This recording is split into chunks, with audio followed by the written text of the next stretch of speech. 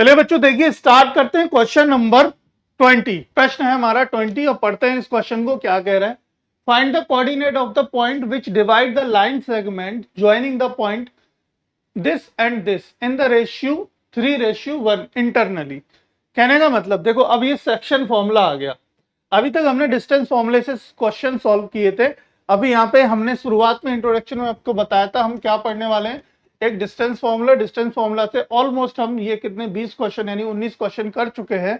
अब हमारा section formula होगा। सेक्शन फॉर्मूले में क्या होता था, हमने क्या बताया था, कोई लाइन सेगमेंट यानी कोई लाइन है, देखो ये कोई लाइन है, ये एक पॉइंट है, ये एक पॉइंट है, मान लो ये एक पॉइंट मतलब 4,3, ये एक कोऑर्डिनेट है और ये कोऑर्डिनेट है 8,5, ये एक कोऑर्डिनेट है।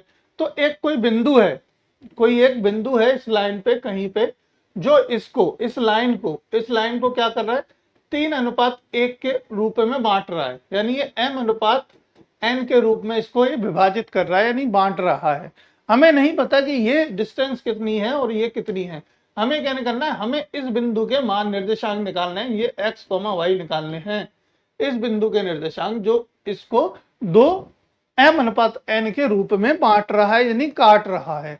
अगर तो ये बिंदु मध्य बिंदु होता, हमने उसके लिए अलग फॉर्मूला बताया था कि अगर मिड पॉइंट होता तो मिड पॉइंट निकालने का आसान तरीका है, पर इसके लिए अलग फॉर्मूला लगता है। तो इसके लिए हमने सेक्शन फॉर्मूला बताया था जब हमारा कोई बिंदु m/n में कोई लाइन को डिवाइड करे, काटे। तो सॉल्यूशन देखो बेटा कैसे करेंगे इसका। Let p x, y be the required point using section formula. Let p x, y be the required point which divides the line segment in m/n ratio. मतलब m/n के रेशियो में जो लाइन को डिवाइड कर रहा है उस divide के लिए हमने एक लाइन दे दी है। तो उसके लिए हमने फॉर्मूला लिखाया था, देखो दो x और y के मान निकालने हैं। हमने x के लिए फॉर्मूला लिखाया था, x बराबर क्या होगा, ध्यान करो, देखो m+n,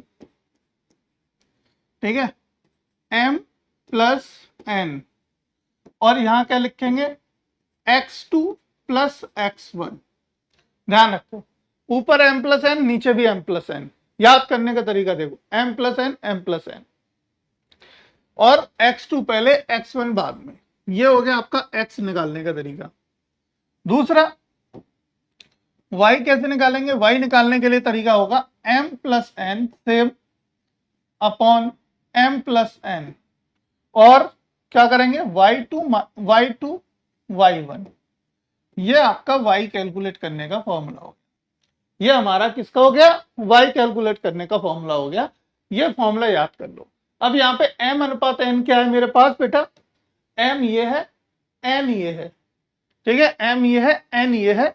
आप मान रख के और वैल्यू निकाल लो।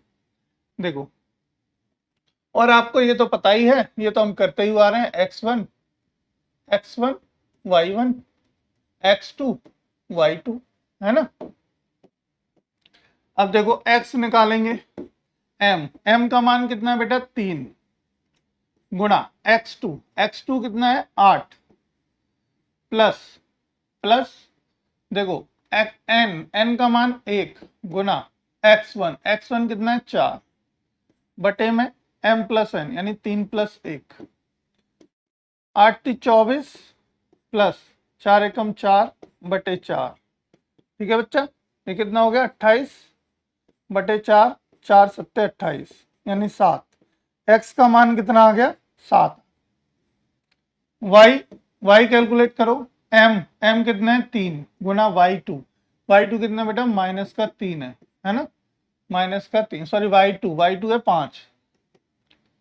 5 है, प्लस n मतलब 1 गुना y मतलब -3 बटे में 3 + 1 यानी कि वही हो गया हमारा 4, 3 × 5 = 15, माइनस कितना हुआ, माइनस देखो प्लस, ये 3 एकम 3, माइनस का -3 हो जाएगा बटे 4, ऊपर बचेगा 12 बटे 4, 4 तिया 12, कितना y बराबर कितना आ गया, 3 आ गया, y का मान आ गया 3 और x का मान आ गया 3। तो रिक्वायर्ड पॉइंट क्या निकल के आया, therefore the required point is P of 7,3। तो हमारा रिक्वायर्ड पॉइंट क्या आ गया बच्चे, 7,3 निकल के आ गया। तो P ऑफ x, y बराबर कितना आ गया, 7,3 इज द रिक्वायर्ड पॉइंट। ठीक है, क्लियर हो गया समान। देखो एक दो क्वेश्चन और करेंगे, डेफिनेटली क्लियर होगा और अच्छे से समान समझ में आएगा। बस ये फॉर्मूला याद कर लो, ये फॉर्मूला याद करोगे, सारी चीजें इस तरीके से नोट डाउन करोगे, है ना, इस तरीके से नोट डाउन कर लें ताकि गलती ना हो वैल्यू रखने में। वैल्यू रखने में गलती नहीं होनी चाहिए, अगर वैल्यू रखने में गलती हो गई तो डेफिनेटली आंसर नहीं आने वाला, आंसर भूल जाओ फिर।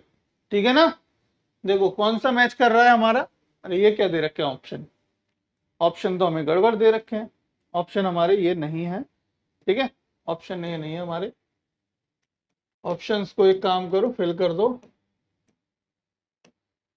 ब्लैक, और ऑप्शन देखो हमारा बी कर देते हैं हम, कौन सा, 7,3, इसे कर देते हैं हम 9,2, इसे कर देते हैं हम 0,4, इसे कर देते हैं 2,7। तो यानी कि ऑप्शन नंबर कौन सा सही हो गया भाई, ऑप्शन नंबर हो गया हमारा B, B is the right answer. ठीक है, तो चलो फिर मिलते हैं अगले क्वेश्चन में। अगला क्वेश्चन हमारे पास क्या है।